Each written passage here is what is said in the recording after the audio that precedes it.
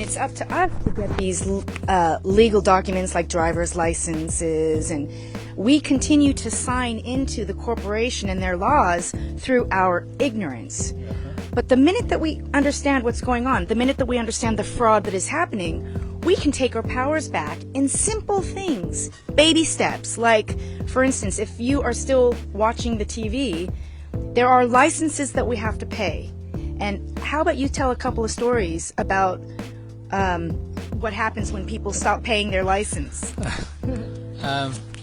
Simply, when somebody stops paying their license, you get a whole load of letters coming at you, telling you that you're acting illegally, that you're going to be investigated, that you could end up in prison. That's the fraud, because they actually have no power. So they're committing fraud by pestering you in this way. It's harassment. Now, if you actually just simply ignore it, eventually they'll go away.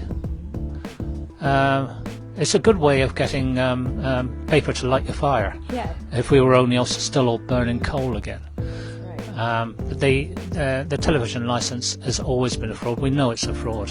You can't watch a TV without having a TV license. Hold on a minute. What are you paying for?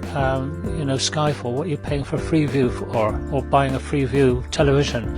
You've got all that for free of charge. So what they're saying is you can't do that. You've got to have a license. No, absolutely not. That's where you turn around. You always turn around and say no. Now, I had a gentleman come to my door, and it wasn't for me, and I explained that I'd only just moved in, and he was doubting of that, and I said, well, what authority do you have? And he said, well, I've got this authority from the courts. So we had a look at his picture on the screen, and I said to him, okay, I'm going to go to border control. I'm going to go into a new country. I'm going to show them a picture on my phone of my passport. Do you think they're going to accept it? And he thought for a minute. He said no. And I said, well, do you think I should accept what you've got on your screen? He said no. So we talked to him. I'm not going to say his name. I'll tell you why in a minute. We talked for a while. I told him what the fraud was. I didn't have to go into great detail about it. I just said, you have no authority. He then turned around and said, well, hold on a minute, because this is going to do me out of a job. And I said, well, and I joined him up into the community assembly so that he could actually. So we now have that very person as a member in the community assemblies, and he's a great bloke.